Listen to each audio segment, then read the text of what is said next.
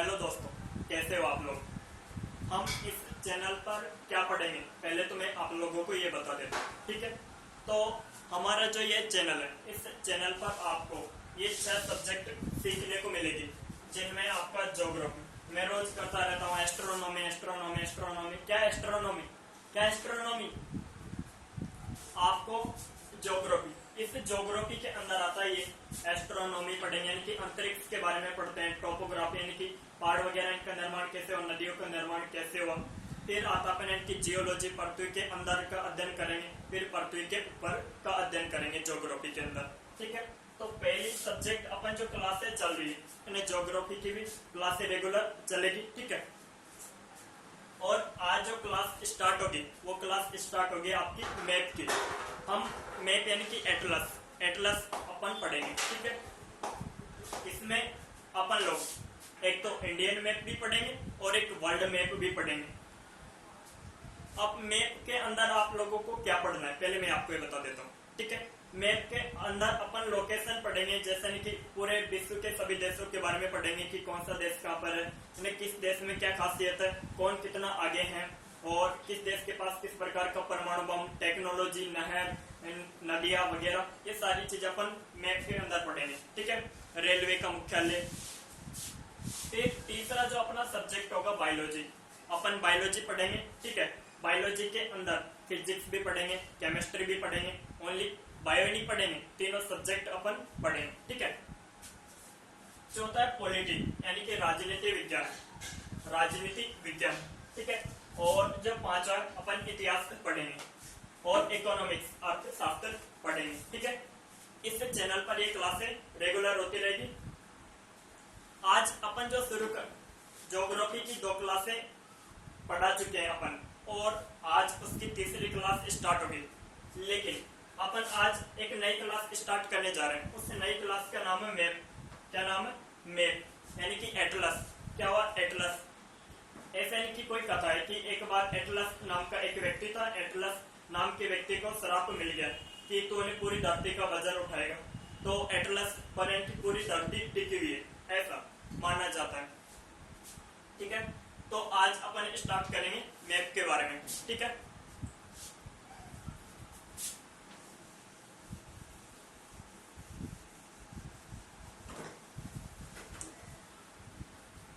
Map, चलो start करते हैं मैप के बारे में, ओके। तो पहले क्या था, अपनी ये जो पृथ्वी थी, पृथ्वी पर केवल एक ही महाद्वीप था, महाद्वीप, और एक होती महाद्वीप, एक होता महासागर। महासागर क्या होता है कि महासागर यानी कि ऐसा क्षेत्र यानी जिसमें चारों तरफ पानी भरा हो। क्या हो? चारों तरफ पानी भरा हो, यानी कि पानी से भरा हुआ एक बहुत बड़ा क्षेत्र, उसे कहेंगे महासागर।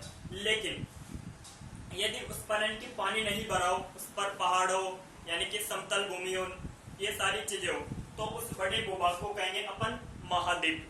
क्या कहेंगे? महाद्वीप। महाद्वीप को अंग्रेजी में कॉन्टिनेंट भी कहते हैं। क्या कहेंगे? कॉन्टिनेंट,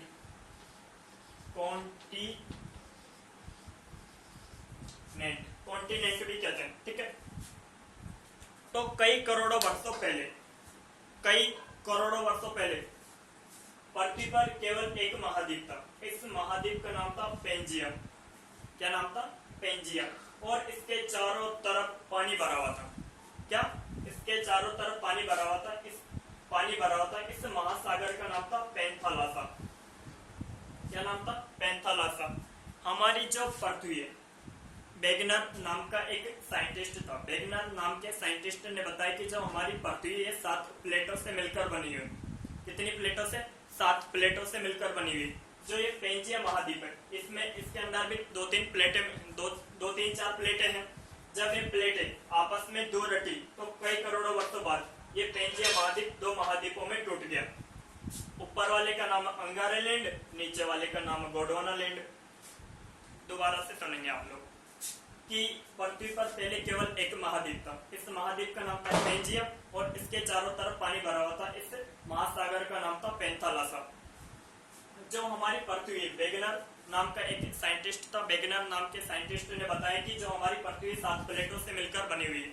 तो ये जो पेंजिया महाद्वीप था कई करोड़ों वर्षों बाद 2 अलग अलग छोटे छोटे टुकड़ों में टूट गया। ऊपर वाले टुकड़े का नाम था अंगारा लैंड, नीचे वाले टुकड़े का नाम था गोंडवाना लैंड। ठीक है, और अंगारा लैंड और गोंडवाना लैंड के बीच में क्या था? टेथिस सागर। में क्या था? टेथिस सागर। अब ध्यान से सुनिए, क्या था? टेथिस सागर।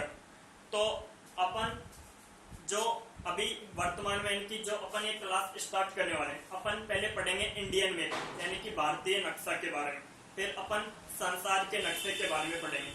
ठीक है, तो अभी अपन सिर्फ भारत के बारे में बात करेंगे। ये जो ज्ञान की पूरा वर्ल्ड के बारे में एक से एक चीज आपको सीखने को मिलेगी। पहले क्या था कि जो भारत था, भारत यहाँ पे इनकी अफ्रीका महाद्वीप था। क्या नाम है? अफ्रीका महाद्वीप। यहाँ पे एक महाद्वीप था अफ्रीका महाद्वीप। किस रेखा पर? मकर रेखा पर। अब मकर रेखा पर क्या था? अफ्रीका महाद्वीप। अब यानी कि जैसे अफ्रीका महाद्वीप में अभी एक दरार पड़ गई है, जिसे अफ्रीका की बरंस घाटी भी कहते हैं। अफ्रीका महाद्वीप में दरार पड़ गई है, अब वो वाला टुकड़ा अफ्रीका महाद्वीप से अलग हो जाएगा। हजारों वर्षों बाद वो टुकड़ा अफ्रीका महाद्वीप से अलग हो जाएगा। तो वैसे ही कई करोड़ों वर्षों पहले, कई करोड़ों का मतलब भूगोल में यानी कि अरबों वर्षों पहले की बात करेंगे। ठीक है, तो ये जो अफ्रीका महाद्वीप था, इस महाद्वीप के इस वाले टुकड़े में दरार पड़ गई। इस वाले टुकड़े में दरार पड़ गई। ये टुकड़ा धीरे धीरे धीरे धीरे अफ्रीका महाद्वीप से अलग हो गया। जैसे ये वाला टुकड़ा, अब ये वाला ये इस तरह से हो गया। क्या हो गया? ये दो टुकड़े, ये अफ्रीका महाद्वीप था। अब यानी कि अफ्रीका महाद्वीप में कई करोड़ों वर्षों पहले एक दरार पड़ी और इस दरार के परिणाम स्वरूप इस अफ्रीका से एक टुकड़ा अलग हो गया। ये वाला टुकड़ा था भारत। क्या था? ये वाला टुकड़ा था भारत, और भारत के साथ मेडागास्कर भी जुड़ा हुआ था। लेकिन जब भारत ने धीरे धीरे धीरे ऊपर की ओर चलना स्टार्ट किया, तो ये जो मेडागास्कर था वही अफ्रीका के पास ही टूटकर अलग हो गया। तो मेडागास्कर अभी अफ्रीका के पास ही है। ठीक है, अब भारत कहाँ पे था? पहले मकर रेखा पर था। फिर भारत ने धीरे धीरे धीरे चलना स्टार्ट किया और कई करोड़ों वर्षों बाद भारत कहाँ पे आ गया? भूमध्य रेखा पर आ गया। कहाँ पे आ गया? भूमध्य रेखा पर आ गया। ठीक है, फिर भारत ने धीरे धीरे चलना स्टार्ट किया और यहाँ पे था टेथिस सागर। कौन सा सागर था? टेथिस सागर।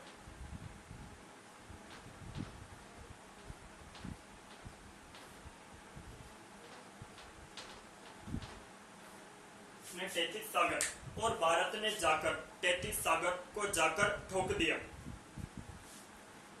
भारत जो अफ्रीका महाद्वीप से अलग हुआ था, भारत के जो 16 राज्य थे वो पहले यहाँ पे थे। जो भारत के नीचे के दक्षिण भारत के जो 16 राज्य थे वो पहले यहाँ थे। कहाँ थे? यहाँ थे। अब यानी कि वो भारत के 16 राज्य ने यहाँ से चलना स्टार्ट किया, धीरे धीरे धीरे पहुंच के भूमध्य रेखा पर और आगे जाकर ठोक दिया टेथिस सागर को। और इससे टेथिस सागर को ठोकने के परिणाम स्वरूप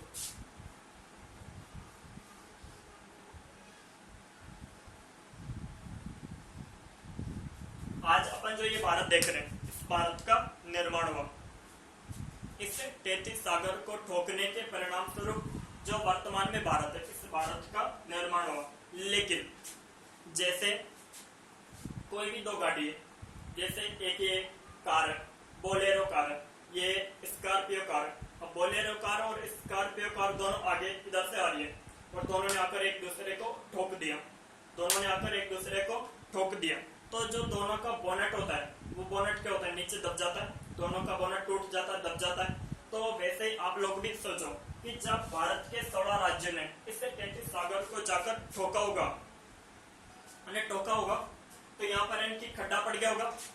जब ऐसे समझे, ये भारत है, यहाँ पे क्या है? टेथिस सागर। भारत ने जाकर ठोक दिया टेथिस सागर को, तो इन दोनों पे एक तो इस वाले क्षेत्र पर और एक इस वाले क्षेत्र पर खड्डा पड़ गया होगा। तो भारत का जो ये वाला इलाका था, भारत ने ये वाला इलाके, इस वाले इलाके ने ठोका किसको? टेथिस सागर को। और इस टेथिस सागर को ठोकने के परिणाम स्वरूप हिमालय पर्वत का निर्माण हो गया।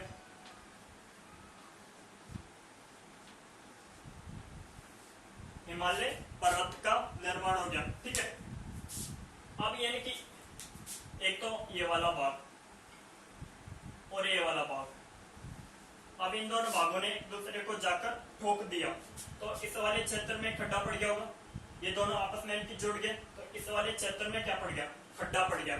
क्या पड़ गया, खड्डा पड़ गया। तो ये जो खड्डा पड़ गया, इस खड्डे को भरा है हिमालय से निकलने वाली नदियों ने। अब अपन देखते हैं कोई भी जैसे गांव में देखते हैं तो गवर्नमेंट क्या करती है, एनीकट का निर्माण करवाती है।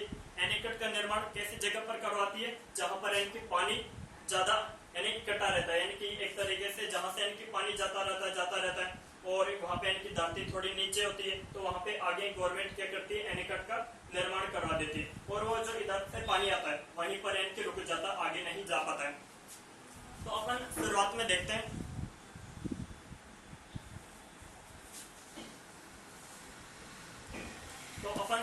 देखते हैं कि एनीकट जो काफी गहरा था वो धीरे धीरे पानी से धीरे बढ़ने लगता है और एक समय के बाद वो काफी हद तक बढ़ जाता है। तो ये वाला इलाका भी इनकी नदियों के द्वारा, नदियां जो अपने साथ मिट्टी लेकर आई, उस मिट्टी के परिणाम स्वरूप ये वाला इलाका काफी समय के बाद धीरे थोड़ा बढ़ना स्टार्ट हुआ और ये वाला इलाका काफी हद तक बढ़ गया। ठीक है, तो यहाँ पे इनकी गंगा का मैदान क्या है, गंगा का मैदान, ये हिमालय वाला एरिया, ये पठार वाला इलाका, ये कैसा है, पठार वाला इलाका है। ठीक है, तो आप कई चीजें समझ में आई। तो आप दोबारा से देखिए कि पहले पृथ्वी पर केवल एक महाद्वीप था, उस महाद्वीप का नाम था पेंजिया महाद्वीप और इसके चारों ओर पानी भरा हुआ था। इस महासागर का नाम था पेंथालासा। अब काफी समय के बाद पेंजिया महाद्वीप दो भागों में टूट गया। ऊपर वाले का नाम था अंगारा लैंड, नीचे वाले का नाम था गोंडवाना लैंड। इन दोनों के बीच में क्या था, तैतीस सागर। क्या था, तैतीस सागर। ठीक है, क्या था, तैतीस सागर। अब भारत इनकी दो टुकड़ों में टूट गया तो इस वाले ये जो नीचे वाला टुकड़ा है, ये अफ्रीका महाद्वीप का टुकड़ा है। ये नीचे वाला टुकड़ा है, ये अफ्रीका महाद्वीप का टुकड़ा है। इस टुकड़े से भारत अलग हुआ और जो भारत के साथ मेडागास्कर भी जुड़ा हुआ था, लेकिन भारत ने जब धीरे धीरे ऊपर की ओर चलना स्टार्ट किया तो मेडागास्कर नीचे ही छूट गया और भारत ने इसी मकर रेखा से कहां पे आ गया, भूमध्य रेखा पर, और भूमध्य रेखा से कहां पर आ गया, यहाँ पे यानी कि कर्क रेखा पर आ गए। ठीक है,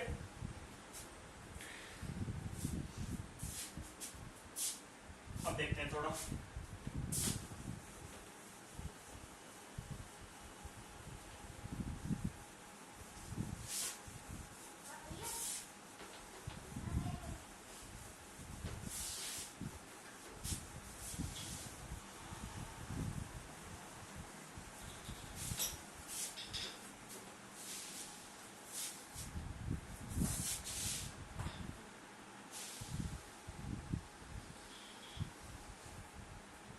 ये पृथ्वी,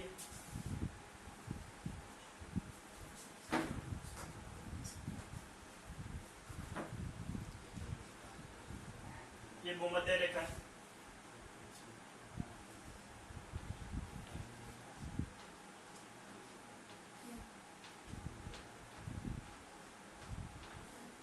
ये मकर रेखा है,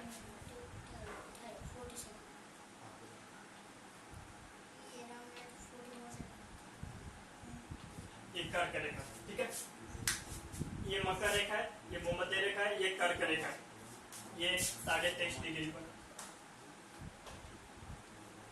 यहाँ पे 23.5 डिग्री, क्या 23.5 डिग्री। ठीक है, अब जो सूर्य है, क्या सूर्य मकर रेखा और कर्क रेखा के बीच में चक्कर लगाता है। ध्यान से यहाँ पे क्या है, सूर्य, ये पेन क्या मेरा सूर्य और ये क्या है, सामने पृथ्वी है। तो ये जो सूर्य यानी कि मकर रेखा पे से चलना स्टार्ट करेगा, धीरे धीरे चलना स्टार्ट किया, धीरे चलना स्टार्ट किया और भूमध्य रेखा पर आ जाएगा। फिर भूमध्य रेखा पे से चलना स्टार्ट किया, धीरे धीरे कर्क रेखा पर आ जाएगा। तो जो सूर्य है मकर रेखा और कर्क रेखा के बीच में चक्कर लगाता है।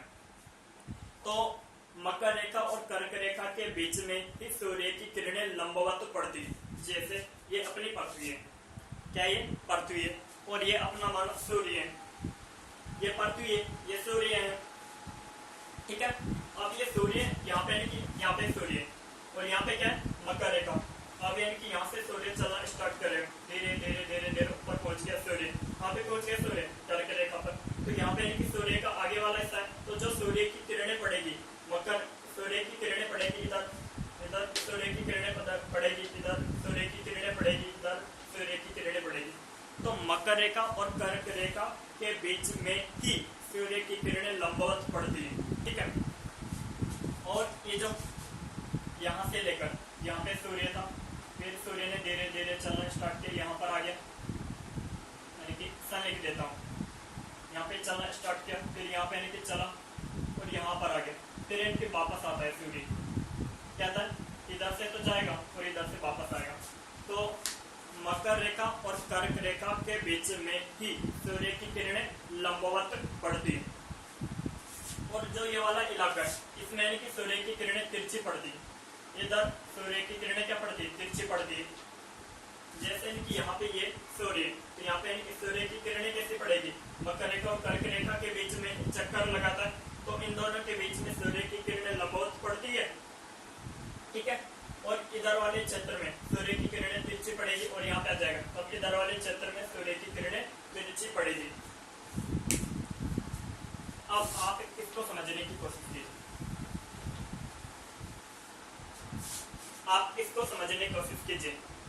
मैंने क्या बताया, सूर्य यहाँ पे एक और बना देते हैं,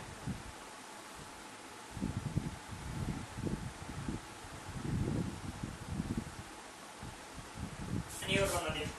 तो सूर्य की यहाँ से चलना स्टार्ट करता है, ये सूर्य यहाँ से चलना स्टार्ट किया, धीरे धीरे धीरे धीरे यहाँ पे पहुंच गया, फिर यहाँ से चलना स्टार्ट किया, धीरे धीरे यहाँ पर पहुंच गया। तो सूर्य यहाँ से चलता है और यहाँ तक पहुंचता है, फिर यहाँ से यानी कि वापस इसी पर आ जाता है। तो सॉरी आप इसमें नाम मत समझिए, इसमें देखिए आप यहाँ से इनकी सूर्य चलना स्टार्ट करेगा, ये क्या है सूर्य,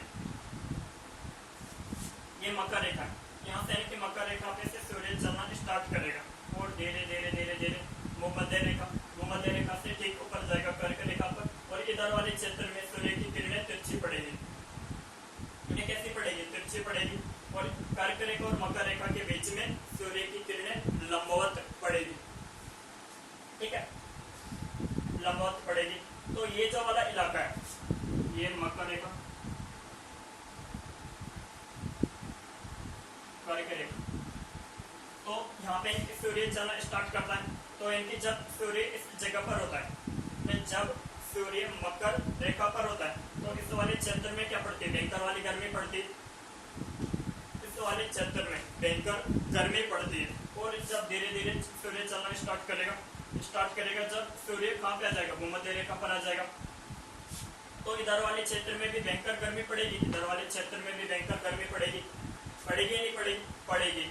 जब धीरे धीरे धीरे सूर्य चलना यहाँ पे स्टार्ट करेगा, तो इस वाले क्षेत्र में क्या होगी, भयंकर वाली गर्मी पड़ेगी, इस वाले क्षेत्र में भयंकर वाली गर्मी पड़ेगी।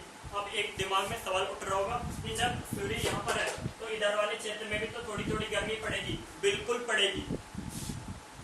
जब सूर्य यहाँ पर होता है, तो यहाँ पर भी इनकी गर्मी पड़ती है, लेकिन इतनी नहीं पड़ती, जब सूर्य यहाँ पर होगा, तो गर्मी यहाँ पे भी पड़ेगी और यहाँ पे भी पड़ेगी, पड़ेगी या नहीं पड़ेगी, पड़ेगी।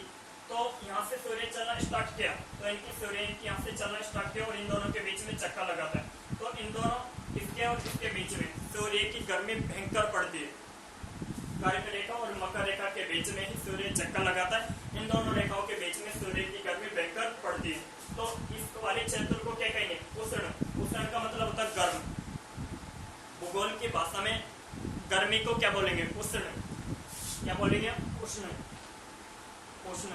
और इनकी क्षेत्र को बोलते हैं कटिबंध, क्षेत्र को क्या बोलेंगे, कटिबंध, तो उष्ण कटिबंध। ये वाला भी उष्ण कटिबंध, इधर वाला भी उष्ण कटिबंध।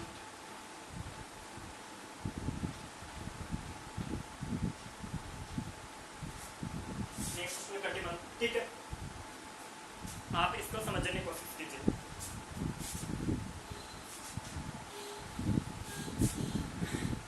ये हो गया। आप रुको एक मिनट।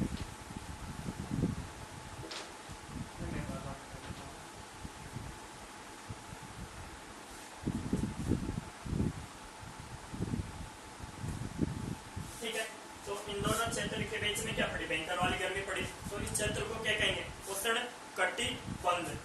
लेकिन आपके दिमाग में एक सवाल आ रहा होगा कि इस वाले क्षेत्र में भी तो थोड़ी थोड़ी गर्मी पड़ेगी, इस वाले क्षेत्र में भी तो थोड़ी थोड़ी गर्मी पड़ेगी। बिल्कुल पड़ेगी।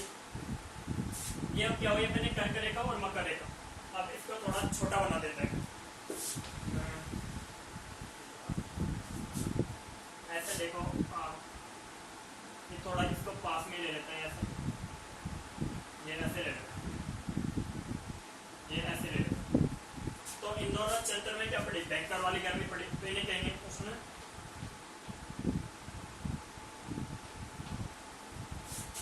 उष्ण, ठीक है। अब एक और खींच देते हैं, ये वाले नहीं, ये वाले। इस वाले में तो यानी कि भयंकर वाली गर्मी पड़ेगी, ठीक है। लेकिन यहाँ से सूर्य चलना स्टार्ट करता है और यहाँ तक आता है। यहाँ से सूर्य चलना स्टार्ट करेगा, यहाँ से चलेगा और यानी कि कर्क रेखा तक चक्कर लगाएगा। कर्क रेखा के बाद में इनके वापस आ जाता है मकर रेखा पर, फिर मकर रेखा से वापस कर्क रेखा पर, कर्क रेखा से वापस मकर रेखा पर। तो यहाँ पर यानी कि जब सूर्य होता है कर्क रेखा पर, तो इधर वाले क्षेत्र में इनकी सूर्य की किरणें तिरछी पड़ती है। कैसे पड़ती है, तिरछी पड़ती है। तो ये कैसा वाला क्षेत्र होगा, यानी कि उष्ण, तिरछी पड़ती है। तो इधर क्या पड़ेगी, गर्मी। लेकिन इस वाले क्षेत्र में सर्दी भी पड़ती है। इस वाले क्षेत्र में क्या पड़ती है, यानी कि सर्दी भी पड़ती है और गर्मी भी पड़ती है और सर्दी भी पड़ती है। क्या सूर्य इन दोनों रेखाओं के बीच में चक्कर लगाता है, तो इन दोनों के बीच में भयंकर वाली गर्मी पड़ती है।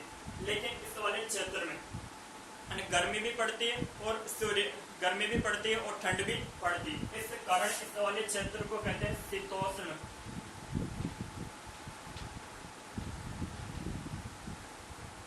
क्या कहेंगे, शीतोष्ण।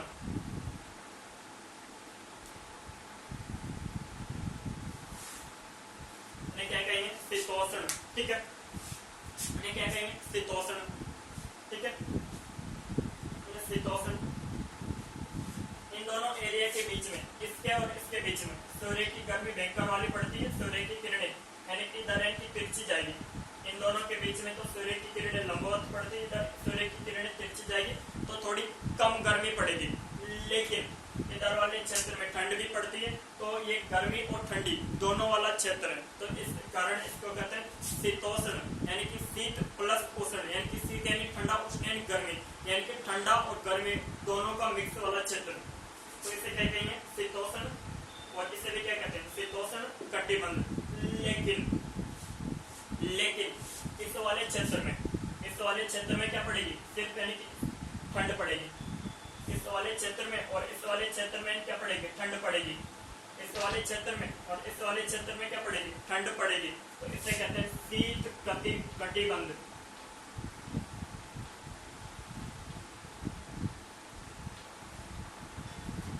क्या कहेंगे, शीत कटिबंध। इससे क्या कहेंगे, शीत कटिबंध।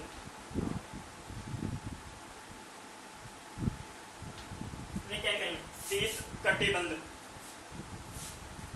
क्या कहेंगे, शीत कटिबंध। अब यूपीएससी में एक बार क्या क्वेश्चन पूछा गया कि शीत कटिबंध में भी सबसे ठंडा क्षेत्र। अब दिमाग खराब हो गया यार, दिमाग खराब ऐसे होगा कि शीत कटिबंध तो एक क्षेत्र है, अब शीत कटिबंध में भी सबसे ठंडा क्षेत्र, दिमाग खराब क्या करें। तो ये जो शीत कटिबंध होता है, शीत कटिबंध क्या से सुना, ये जो अपना शीत कटिबंध, शीत कटिबंध को भी अपन दो भागों में डिवाइड करें। तो ये वाला क्षेत्र में ज्यादा ठंड पड़ेगी कि ये वाले क्षेत्र में ज्यादा ठंड पड़ेगी, इस वाले क्षेत्र में ज्यादा ठंड पड़ेगी। ये वैसे तो पूरा वाला क्षेत्र में ठंड पड़ती, लेकिन इस वाले क्षेत्र में और भी ज्यादा ठंड पड़ेगी, इस वाले क्षेत्र में और भी ज्यादा ठंड पड़ेगी। तो इसे कहते हैं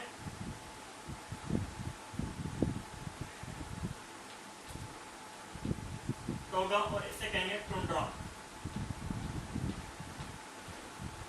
इसे कहते हैं टोगा